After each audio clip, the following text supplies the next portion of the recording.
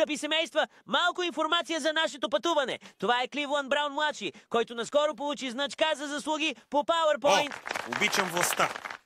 Назначете презентации. Надявам се, че има някои готини преходи. Хайде, Чекър Уайт! Знаете ли, всъщност помогнах на Джуниор с неговата презентация. Той просто още не знае. Нашето пътешествие ще започне по държавен път 319, като се насочим на запад покрай драг състезанията и завием надясно при Арби. Ето го, само на половин миля надолу по пътя ще стигнем до къмпинга. Сега става интересно, живописно, нали? Безкрайна страна на чудесата с природни наслади.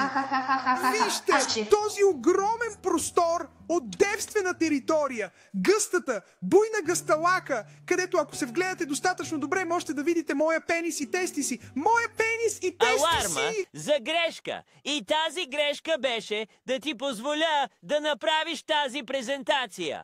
Свърши. Но, инструкторе и директоре Фаркуат, не беше моя вината. Вярно е, Уорли. Джуниор беше ралова. Не разбирам, Джайв, но независимо от това, този вид нудизъм е неприемлив. Съжалявам, Джуниор, но ти напускаш скаутите.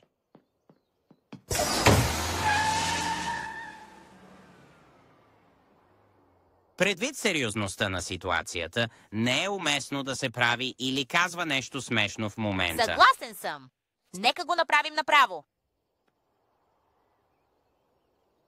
Сигурно е лесно да си в някой от онези драматични сериали. Киан Браун, имам вашите резултати от тестовете.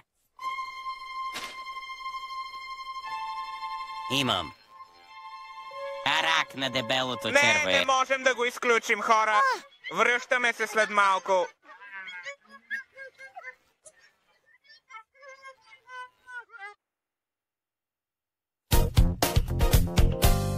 Ти прекали, Рао. Изкара брат си от глупавите скаути, които той обича, защото не знае по-добре. Всичкото, от което имах нужда, беше скално катерене и рафтинг по бяла вода. Тогава щях да бъда пълноправен главен скаут. Айка ридание. Аполо, извини се на Джуниор веднага. Съжалявам, ако сте се обидили от моите действия. Извинявам се, ако сте разбрали погрешно моите намерения. Съжалявам за недоразумението.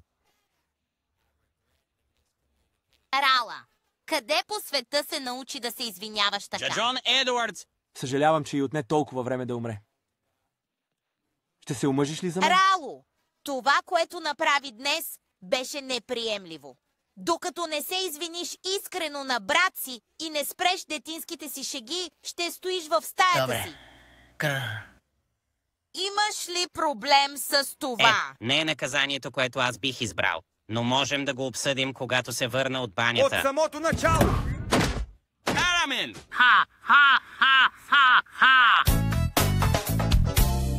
Добре, очите надолу, лявата ръка изправена на спускането, завърти бедрата и...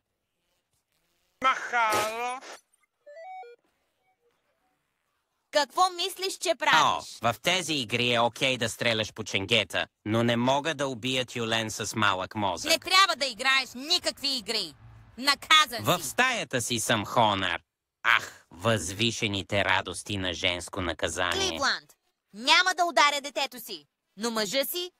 Да. О, не, моето септум! Рало, от сега нататък няма да има видеоигри.